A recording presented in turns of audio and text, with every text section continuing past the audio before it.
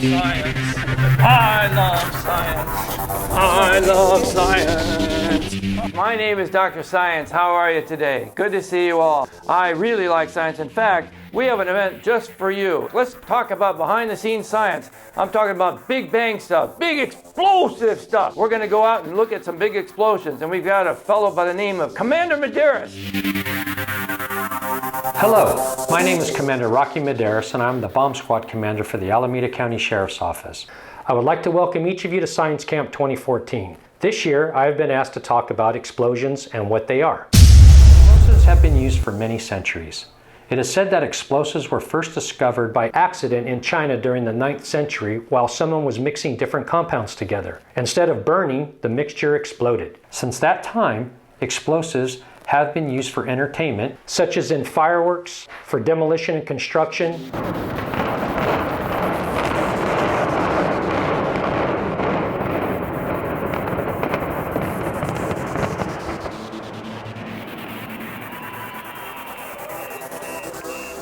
to build bridges, tunnels, and railways, in military applications, and unfortunately by those that want to destroy property and injure innocent persons. As a safety tip, please never handle any items that you believe to be an explosive. If you suspect an item to be explosive, please leave the area immediately and call 911. An explosion can be broadly described as the sudden and rapid escape of gases from a confined space, accompanied by high temperatures, violent shock, and loud noise. The generation and violent escape of gases is the primary criteria of an explosion. The three basic types of explosions are mechanical, nuclear, and chemical. A mechanical explosion occurs when pressure inside a container overcomes the strength of the container, causing it to rupture. High temperatures, a rapid escape of gases or steam, and a loud noise would accompany such a mechanical explosion. A nuclear explosion may occur either by fission, which is the splitting of the nuclei of an atom, or fusion, which is the joining together under great pressure of the nuclei of an atom. When fission or fusion occurs, a tremendous release of energy, heat, gas, and shock takes place. A chemical explosion is defined as the extremely rapid conversion of a solid or liquid explosive compound into gases having a much greater volume than the substances from which they are generated. The entire conversion process takes only a fraction of a second, produces extremely high temperatures, almost several thousand degrees, and is accompanied by shock and loud noise. A container is not required for a chemical explosion to occur. We have covered a lot of material about explosions, and I hope you have a better understanding on how they work. Now, let's go join some members of the bomb squad up at the Sheriff's Office bomb range. They're up there with our Science Cap mad scientists and Dr. Science, and my guess is they are planning something that I'm sure you will enjoy. I'm Sergeant Ray Kelly with the Alameda County Sheriff's Bomb Squad. We are here with Dr. Science and his group of mad scientists, and we're going to show them today how explosions work. Hi, I'm Dr. Science, and these are my mad scientist assistants. Today we're going to have a lot of fun because there are going to be some big explosions, and this is all for science in the park. So let's have a good time, and let's see what Commander Medeiros, could you come up and tell us all about these explosions? Hey, Dr. Science. Glad to be up here with you and putting together a nice program for science in the park. Yeah, thank you. Today we're going to go through a series of 5 explosions. We're going to start off with the small one, and we're going to gradually increase in size so that at the end we have just a big send-off for science in the park. So our first lesson today is going to be the use of time fuse. And what we do here is we're going to go like this. We're going to pull on this. It's kind of like a match lighting a fuse. We pull on that. You'll see that there's smoke coming out now of the fuse. So when we pull this one up at the range, it's going to be longer, right? Oh, absolutely. All right. Electric shock tube. And there's a thin layer of explosive that's blown into this hollow plastic tube. And this powder, when it's ignited by a little spark, go ahead and spark that again. Let go. Just that little spark will initiate that. We're going to move back right after he initiates it. Go ahead. No. Okay. So as you can see, the top of the blasting cap exploded, And that explosion is what we're going to need to shock the explosive and to detonate it.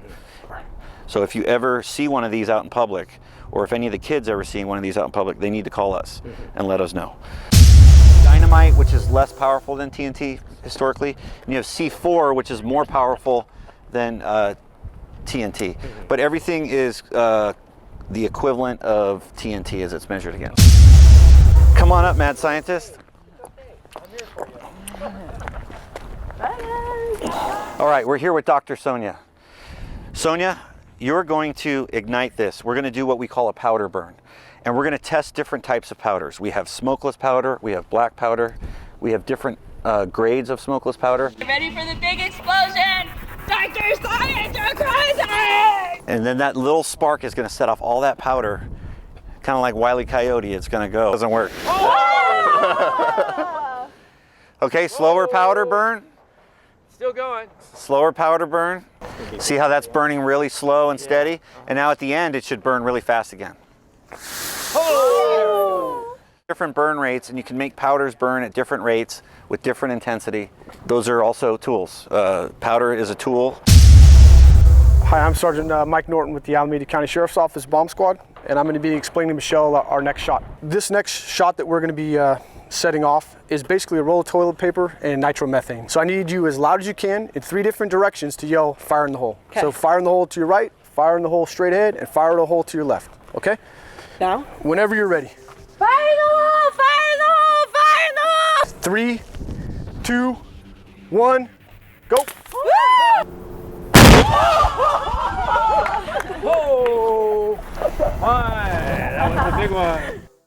Talk about explosive. I'm out of here. One of Dr. Science's most crazy mad scientists.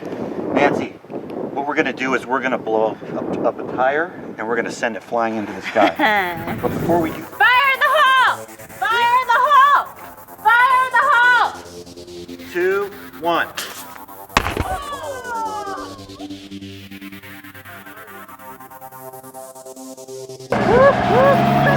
There you go. Put out the fire.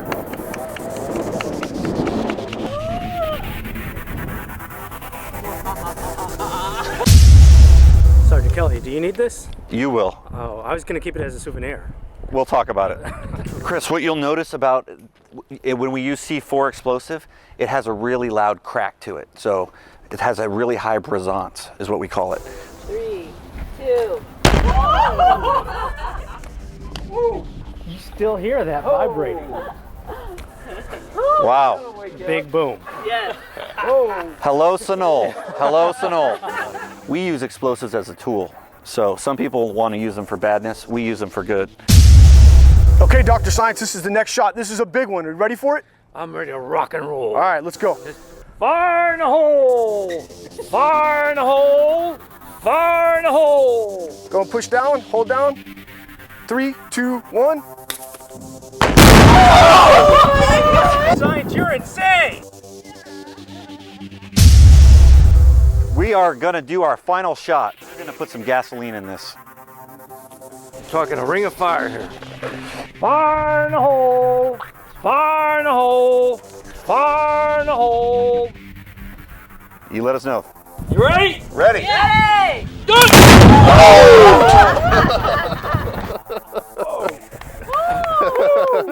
Did you feel the heat on that one? Your work is pretty impressive. Thank you. I appreciate that, Sergeant. And remember, kids, don't do this at home. Love ya!